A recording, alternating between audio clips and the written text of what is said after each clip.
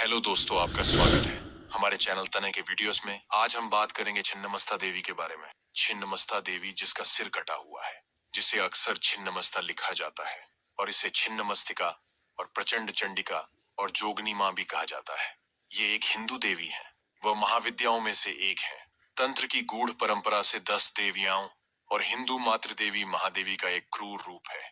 स्वयं का सिर कटी नग्न देवी आमतौर पर एक दिव्य मैथुनरत जोड़े पर खड़ी या बैठी होती है, एक हाथ में अपना कटा हुआ सिर और दूसरे में एक तलवार पकड़े हुए। उसकी खून बह रही गर्दन से खून की 3 धारें निकलती हैं और उसके कटे हुए सिर और 2 परिचारिकाएं उसे पी जाती हैं। छिन्नमस्ता विरोधाभासों की देवी है। वह देवी के दोनों पहलुओं का प्रतीक है, जीवन देने वाली और जीवन लेने वाली। उन्हें यौन आत्म नियंत्रण का प्रतीक और यौन ऊर्जा का अवतार माना जाता है, जो व्याख्या पर निर्भर करता है। वह मृत्यु, अस्थायिता और विनाश के साथ साथ जीवन, अमरता और मनोरंजन का प्रतिनिधित्व करती है। देवी आध्यात्मिक आत्म साक्षात्कार और कुंडलिनी आध्यात्मिक ऊर्जा के जागरण का संदेश देती है। छिन्नमस्ता की किंवदंतियां उनके आत्म बलिदान पर जोर देती हैं। कभी कभी एक मातृत्व, यौन प्रभुत्व और आत्म विनाशकारी क्रोध के साथ। छिन्नमस्ता की पूजा हिंदू धर्म की देवी केंद्रित परंपरा शक्तिवाद के कलिकुला संप्रदाय में की जाती है। हालांकि छिन्नमस्ता को महाविद्याओं में से एक के रूप में संरक्षण प्राप्त है, लेकिन उनके लिए समर्पित मंदिर ज्यादातर नेपाल और पूर्वी भारत में पाए जाते हैं और उनकी सार्वजनिक पूजा दुर्लभ है। हालांकि वह एक महत्वपूर्ण तांत्रिक देवी है, जो गूढ़ तांत्रिक साधकों के बीच प्रसिद्ध और पूजी जाती है। छिन्नमस्ता का संबंध छिन्नमुंडा से है, जो तिब्बती बौद्ध देवी वज्र योगिनी का कटा हुआ सिर वाला रूप कहा जाता है। उनके सेवकों ने अपने बौद्ध नाम बनाए रखे हैं। भट्टाचार्य ने निष्कर्ष निकाला कि हिंदू छिन्नमस्ता की उत्पत्ति बौद्ध छिन्नमुंडा से हुई है, जिनकी पूजा कम से कम 7वीं शताब्दी तक की जाती थी। सिंहासन पर बैठी एक सिर कटी हुई सांवली रंगत वाली महिला लाल नारंगी साड़ी पहने हुए अपने बाएं हाथ में तलवार और दाएं हाथ में एक थाली में अपना कटा हुआ सिर कमल के मुकुट के साथ पकड़े हुए है। 5 बैठे हुए भक्त, जिनमें से एक के सिर पर मेढ़े का सिर है, हाथ जोड़कर उसके चारों ओर खड़े हैं। अग्रभूमि में एक बड़ा कमल वाला तालाब है। छिन्नमस्ता को सिंहासनारूढ़ दर्शाया गया है, जो अपने पारंपरिक वर्णन के विपरीत सौम्य रूप में दिखाई देती है। कुछ विद्वान जैसे S Shankar Narayanan, D10 great cosmic powers के लेखक, छिन्नमस्ता को वैदिक प्राचीन हिंदू पूर्वजों का श्रेय देते हैं। द इंडियन थियोगोनी की लेखिका सुकुमारी भट्टाचार्य जी का कहना है कि वैदिक देवी निरति के कार्यों को बाद की हिंदू देवियों काली, चामुंडा, कराली और छिन्नमस्ता ने विरासत में प्राप्त किया था। हिंदू साहित्य में पहली बार छिन्नमस्ता का उल्लेख उप पुराण शाक्त महाभागवत पुराण और देवी भागवत पुराण में किया गया है। Chhinnamasta the aweful Buddhist and Hindu tantric देवी की लेखिका एलिजाबेथ ए बेनार्ड कहती हैं कि चाहे उनकी उत्पत्ति कुछ भी हो, यह स्पष्ट है कि छिन्नमस्ता छिन्नमुंडा को 9वीं शताब्दी में जाना जाता था और महासिद्धों द्वारा उनकी पूजा की जाती थी। हालांकि भट्टाचार्य के दृष्टिकोण से अनिवार्य रूप से सहमत होते हुए लेडेन विश्वविद्यालय में दक्षिण एशियाई कला इतिहास के पूर्व प्रोफेसर कारेल आर वैनकुइच आगे जाते हैं और छिन्नमस्ता की प्रतिमा को तांत्रिक देवी वाराही और चामुंडा से जोड़ते हैं। हिंदू देवी देवताओं के विशेषज्ञ और मैकमास्टर विश्वविद्यालय में धर्म के पूर्व प्रोफेसर डेविड किंसले बौद्ध मूल सिद्धांत से सहमत हैं, लेकिन अन्य प्रभावों को भी देखते हैं। प्राचीन हिंदू देवियों, जिन्हें नग्न और सिर रहित या चेहरा रहित दर्शाया गया है, ने भी छिन्नमस्ता के विकास को प्रभावित किया हो सकता है। इन देवियों को मुख्य रूप से उनके यौन अंगों के प्रदर्शन पर ध्यान केंद्रित करने के लिए सिर रहित दर्शाया गया है। इस प्रकार यौन शक्ति का संकेत मिलता है, लेकिन वे आत्महत्या विषय की व्याख्या नहीं करते हैं। अन्य नग्न हिंदू देवियां जिन्होंने छिन्नमस्ता को प्रेरित किया, हो सकता है वे हैं द्रोही युद्ध देवी कोटवी और दक्षिण भारतीय शिकार देवी कोर्रावई। कोटवी, जिसे कभी कभी मातृका माँ देवी कवि के रूप में वर्णित किया जाता है, नग्न, अव्यवस्थित, जंगली और भयानक दिखती है। उनका उल्लेख विष्णु पुराण और भागवत पुराण में अक्सर भगवान विष्णु की शत्रु के रूप में किया गया है। क्रूर, जंगली कोर्रावई युद्ध और जीत की देवी हैं। दोनों देवियों का संबंध युद्ध के मैदानों से है, छिन्नमस्ता का नहीं। किंसले बताते हैं कि जहां हिंदू पौराणिक कथाओं में कई रक्त पिपासु, नग्न और जंगली देवियां और राक्षसियां हैं, वहीं छिन्नमस्ता एकमात्र ऐसी देवी हैं जो चौंकाने वाले आत्मविनाश की आकृति प्रदर्शित करती हैं। सिर काटने और फिर से जोड़ने की आकृति देवी रेणुका की कहानी में भी दिखाई देती है। हालांकि किंवदंती में आत्महत्या गायब है। उनकी किंवदंती के संदर्भ में रेणुका को छिन्नमस्ता की उपाधि दी गई है। महाविद्या छिन्नमस्ता रेणुका के पुत्र परशुराम से भी जुड़ी हुई हैं, जिन्होंने किंवदंती में अपनी मां का सिर काट दिया था। छिन्नमस्ता नाम का प्रयोग उन देवी प्रतिमाओं के लिए एक सामान्य नाम के रूप में भी किया जाता है जिनके सिर नहीं होते हैं, जैसे कि छिन्नमस्ता भगवती। औरंगाबाद जिले बिहार में नाकटी भवानी मंदिर और उच्चैठ मधुबनी जिले बिहार में देवी मंदिर। इन देवियों की पहचान महाविद्या छिन्नमस्ता से नहीं की जाती है। आत्महत्या और कटे हुए सिर का विषय भारतीय पौराणिक कथाओं में बार बार आता। सिंहासन द्वात्रिमसिक और कथा सरित सागर की किंवदंतियां बताती हैं कि कैसे नायक अपने गले से रक्त को देवी को अर्पित करता है। राजस्थानी लोक कथाएं और गीत योद्धा नायकों झूमझरजी या भूमिया के बारे में बताते हैं, जो युद्ध से पहले अपना सिर काट लेते हैं या कार्रवाई में उनका सिर कट जाता है, लेकिन वे बिना सिर के युद्ध करते हैं, दुश्मनों को मारते हुए, जब तक कि वे अपने सिर काटे जाने का बदला नहीं ले लेते और मर नहीं जाते। कटे हुए शरीर और सिर की आकृति हिंदू धर्म और बौद्ध धर्म तक ही सीमित नहीं है, और ये दुनिया भर में दिखाई देती है, जिसमें ईसाई धर्म के सेफलोफोर संत और सेल्टिक संस्कृति शामिल है। और काली प्रमुख महाविद्या एक किंवदंती में शिव और पार्वती के पिता के घर में रह रहे हैं। शिव छोड़ना चाहते हैं, लेकिन पार्वती 10 भयंकर महाविद्याएं उत्पन्न करती हैं, जो 10 दिशाओं से प्रकट होती हैं और उन्हें जाने से रोकती हैं। एक अन्य किंवदंती में शिव काली के साथ रह रहे हैं, जिन्हें इस संदर्भ में शिव की पत्नी के रूप में पहचाना जाता है, लेकिन वे उससे थक जाते हैं और छोड़ना चाहते हैं। काली महाविद्याएं उत्पन्न करती हैं, जो 10 दिशाओं से उनके मार्ग में बाधा डालती हैं। काली उन्हें ज्ञान देती हैं और वे जाने का प्रयास करना बंद कर देते हैं। देवी भागवत पुराण में भी महाविद्याओं का उल्लेख युद्ध साथी और देवी शाकंभरी के रूप में किया गया है। इसी तरह एक मौखिक परंपरा शाकंभरी को देवी दुर्गा के साथ बदल देती है। छिन्नमस्ता एक व्यक्तिगत देवी के रूप में प्राणतोषिणी तंत्र में छिन्नमस्ता के जन्म की 2 कहानियां वर्णित हैं। नारद पंचरात्र से जुड़ी एक किंवदंती बताती है कि कैसे एक बार मंदाकिनी नदी में स्नान करते समय पार्वती कामुक हो जाती हैं और काली हो जाती हैं। उसी समय उनकी 2 महिला परिचारिकाएं डाकिनी और वर्णिनी, जिन्हें जया और विजया भी कहा जाता है, वह बहुत भूखी हो जाती हैं और भोजन की भीख मांगती हैं।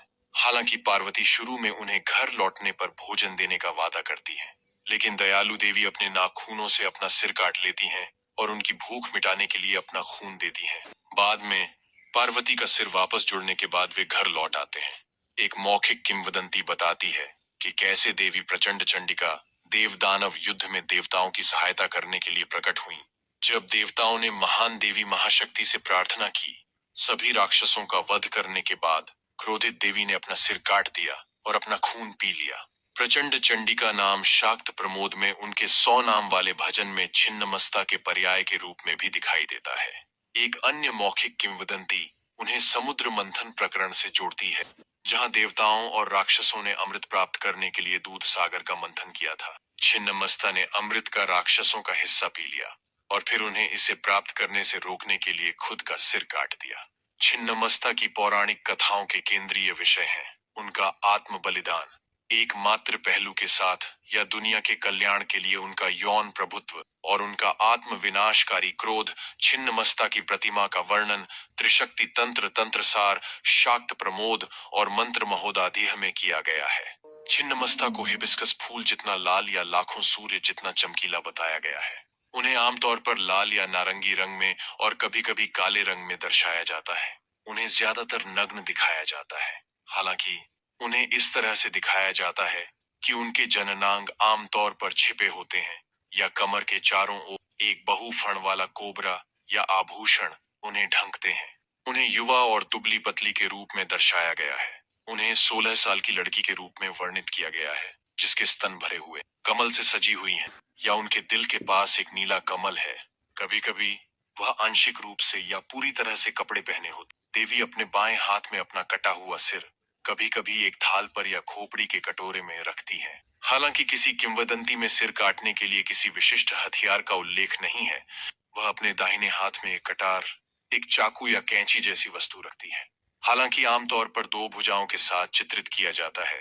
चार भुजाओं वाली देवी की अभिव्यक्तियां भी मौजूद, जबकि उसका अपना कटा हुआ सिर और तलवार उसके दो हाथों में दिखाई देती है। शेष भुजाओं में उपकरण अलग अलग हैं। एक कैंची जैसी वस्तु, एक खोपड़ी कटोरा जो उसके सिर से टपकते खून या गर्दन से रक्त धारा को इकट्ठा करता है, या एक कटा हुआ सिर जिसे कभी कभी भगवान ब्रह्मा के रूप में पहचाना जाता है। छिन्नमस्ता की जीभ लटकी हुई हो सकती है। उसके बाल खुले और बिखरे हुए हैं और कभी कभी फूलों से सजे होते हैं। वैकल्पिक रूप से कुछ छवियों में उसके बाल बंधे हुए हैं। इसके अतिरिक्त उसे अपने माथे पर तीसरी आंख और माथे पर एक गहना के रूप में वर्णित किया गया है, जो एक सांप या कटे हुए सिर पर मुकुट से बंधा हुआ है। अर्धचंद्र भी उसके सिर को सुशोभित कर सकता है। छिन्नमस्ता को एक सर्प को पवित्र धागे के रूप और एक मुंडमाला के साथ साथ उसके गले में अन्य विभिन्न सोने या मोती के आभूषण पहने हुए दिखाया गया है। चूड़ियां और कमर बेल्ट के आभूषण भी चित्रित किए जा सकते हैं। वह अपने गले में एक सांप और सर्प जैसी बालियां भी पहन सकती हैं। उसकी गर्दन से खून की 3 धाराएं निकलती, एक उसके अपने मुंह में प्रवेश करती है, जबकि अन्य उसकी महिला योगिनी साथियों द्वारा पी जाती है, जो उसके दोनों ओर हैं। दोनों परिचारिकाएं, डाकिनी उनके बाईं और वर्णिनी उनके दाईं ओर, नग्न, उलझे या बिखरे बालों वाली, 3 आंखों वाली, भरी हुई छाती वाली, सर्पाकार पवित्र धागा और मुंडमाला पहने हुए और बाएं हाथ में खोपड़ी का कटोरा और दाहिने हाथ में चाकू लिए हुए चित्रित की गई हैं। कभी कभी परिचारिकाएं कटे हुए सिर भी पकड़ती हैं। जहां डाकिनी गोरी है, वहीं वर्णिनी लाल रंग की है। अन्य चित्रणों में दोनों को नीले भूरे रंग में दर्शाया गया है।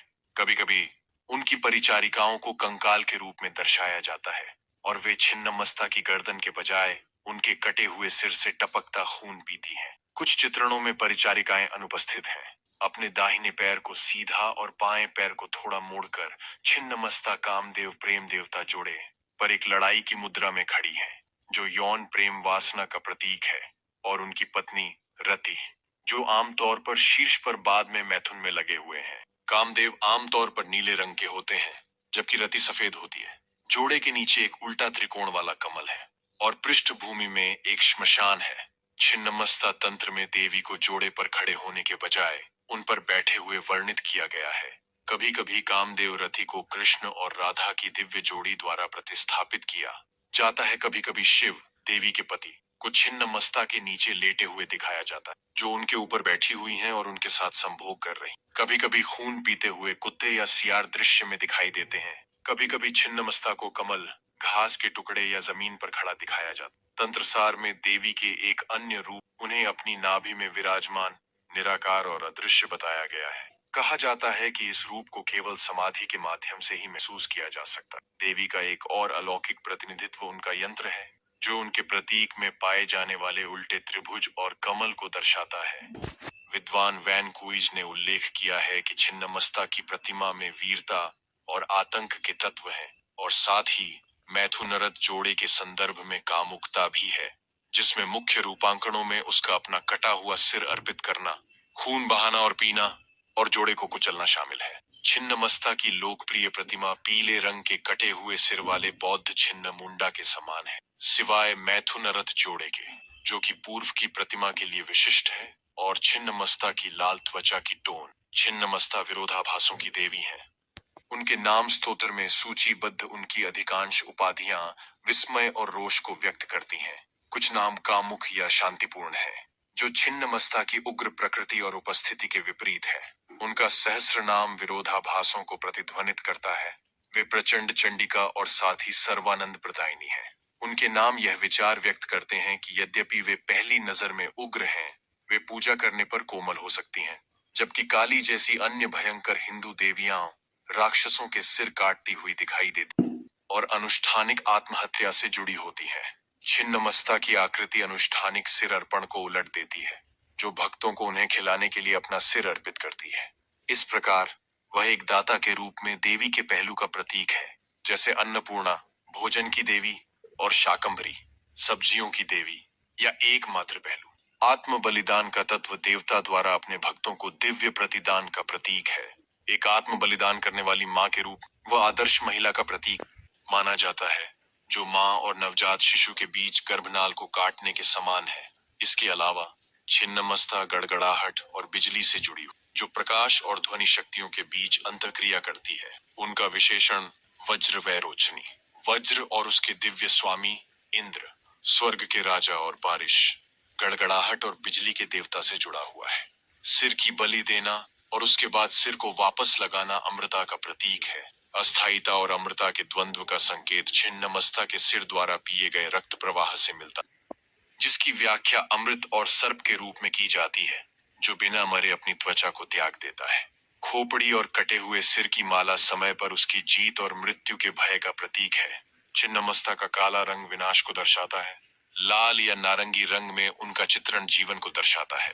रक्त पीकर वह उद्धारकर्ता के रूप में प्रकट होती है, जो दुनिया की नकारात्मकता को पीती है और परोपकारी ऊर्जाओं में बदल देती। इस व्याख्या में रक्त को अमृत के बजाय नकारात्मक प्रकाश में देखा जाता है। छिन्नमस्ता का अर्थ है कि जीवन, मृत्यु और सेक्स एक दूसरे पर निर्भर हैं। उनकी छवि शाश्वत सत्य को व्यक्त करती है कि जीवन मृत्यु पर पलता है, मृत्यु से पोषित होता है, मृत्यु की आवश्यकता होती है, और सेक्स का अंतिम उद्देश्य अधिक जीवन को बनाए रखना है, जो बदले में अधिक जीवन को खिलाने के लिए क्षय और मर जाएगा। जबकि कमल और प्रेम करने वाला युगल जीवन और जीवन बनाने की इच्छा का प्रतीक है, जो सिर कटी देवी को जीवन शक्ति देता है। देवी से बहने वाला रक्त मृत्यु और जीवन शक्ति की हानि को दर्शाता है। उसके भक्त योगिनियों के मुंह में बहता है, उन्हें पोषण देता। सिर को पहचान के निशान के साथ साथ बीज के स्रोत के रूप में मनाया जाता है। इस प्रकार आत्महत्या माया, शारीरिक आसक्ति, गलत धारणाओं, अज्ञानता और अहंकार को हटाने का प्रतिनिधित्व करती है। कैंची मोक्ष, ज्ञान और आत्म साक्षात्कार के लिए इन बाधाओं को दूर करने का भी संकेत देती है।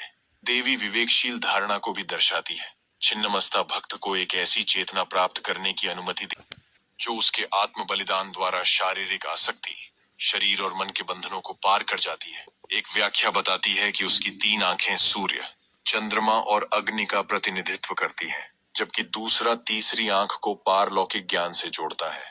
अन्य हिंदू देवताओं के विपरीत, जिन्हें भक्त का सामना करते हुए दर्शाया गया है, छिन्नमस्ता आमतौर पर खुद को देखती हैं, जिससे भक्त अपने भीतर देखने के लिए प्रेरित होता है।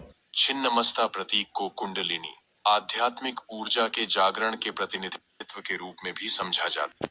छिन्नमस्ता प्रतीक को कुंडलिनी, आध्यात्मिक ऊर्जा के जागरण के प्रतिनिधित्व के रूप में भी समझा जाता है। मैथुन रथ युगल मूलाधार चक्र में जागरण का प्रतिनिधित्व करते हैं, जो रीढ़ की हड्डी में अंतिम हड्डी से मेल खाता है। कुंडलिनी शरीर में केंद्रीय मार्ग सुषुम्ना नाड़ी से बहती है और सबसे ऊपरी चक्र सिर के शीर्ष पर सहस्रार से टकराती है, इतनी ताकत से कि उसका सिर उड़ जाता है। गले से बहता हुआ रक्त ऊपर की ओर बहने वाली कुंडलिनी का प्रतिनिधित्व करता है, जो चक्रों की सभी गांठों को तोड़ता है। वे चीजें जो किसी व्यक्ति को दुखी, अज्ञानी और कमजोर बनाती है। कटा हुआ सिर पारलौकिक चेतना है। 3 रक्त धाराएं अमृत के प्रवाह का प्रतिनिधित्व करती हैं, जब कुंडलिनी शिव के साथ मिलती है, जो सहस्रार में निवास करते हैं। एक अन्य व्याख्या डाकिनी, वर्णिनी और छिन्नमस्ता को क्रमशः 3 मुख्य नाड़ियों इड़ा, पिंगला और सुषुम्ना से जोड़ती है, जो स्वतंत्र रूप से बहती हैं। देवी को आमतौर पर किसी की नाभि में देखा जाता है। मणिपुर चक्र का स्थान, जहां 3 नाड़ियां एकजुट होती हैं और चेतना के साथ साथ सृजन और विघटन के द्वंद्व का प्रतीक है। एक अन्य परंपरा उन्हें अजना चक्र से जोड़ती है, जो भौहों के बीच ज्ञान की तीसरी आंख का स्थान है। 3 नाड़ियों का दूसरा मिलन बिंदु है। सिर कटने के बावजूद जीवित रहने की क्षमता अलौकिक शक्तियों और कुंडलिनी जागरण से जुड़ी है। अर्ल ऑफ रोनाल्डशे ने छिन्नमस्ता की तुलना भारत से की, जिसका सिर अंग्रेजों ने काट दिया था, लेकिन फिर भी उसने अपना खून पीकर अपनी जीवन शक्ति को बरकरार रखा। यौन इच्छा के संबंध में छिन्नमस्ता की 2 विपरीत व्याख्याएं। कामदेव और रति के संभोगरत जोड़े पर खड़ी छिन्नमस्ता की छवि को कुछ विद्वानों द्वारा यौन इच्छा पर व्यक्ति के नियंत्रण के प्रतीक के रूप में व्याख्या की जाती है, जबकि अन्य देवी को यौन ऊर्जा के अवतार के रूप में व्याख्या करते हैं। योगिनी और मदनातुरा जैसे उनके नाम यौन ऊर्जा पर उनके यौगिक नियंत्रण को व्यक्त करते हैं। प्रेम देवता युगल को रौंदते हुए उनका विजयी रुख इच्छा और संसार, जन्म, मृत्यु और पुनर्जन्म के चक्र पर विजय को दर्शाता है। कामुक युगल को वश में करने से पता चलता है कि उनकी पूजा से यौन इच्छाओं और इंद्रियों के अन्य आवेगों पर नियंत्रण मिलेगा, जिनके शासक देवता इंद्र के साथ वह जुड़ी हुई है। जिन छवियों में छिन्नमस्ता को कामदेव रति पर गैर दमनकारी अंदाज में बैठे हुए दिखाया गया है। वे सुझाव देते हैं कि युगल देवी को यौन ऊर्जा दे रहे हैं। जिन छवियों में शिव को छिन्नमस्ता के साथ संभोग करते हुए दिखाया गया है, वे इस व्याख्या से जुड़ी हैं। छिन्नमस्ता के नाम जैसे कामेश्वरी और रतिराग विवृद्धिनी और उनके मंत्र में क्लिम, कामदेव और कृष्ण का सामान्य बीज शब्दांश की उपस्थिति इस व्याख्या का समर्थन करती है। उसकी लटकी हुई जीभ भी यौन भूख को दर्शाती है। छिन्नमस्ता की प्रतिमा और साथ ही उनके यंत्र में पाया जाने वाला उल्टा त्रिभुज योनि और स्त्रीत्व को दर्शाता है। देवी को अक्सर नाभि में उल्टे त्रिभुज के केंद्र में कल्पना करने के लिए निर्धारित किया जाता है। यह 3 गुणों और 3 शक्तियों, इच्छा, क्रिया और ज्ञान का भी प्रतीक है।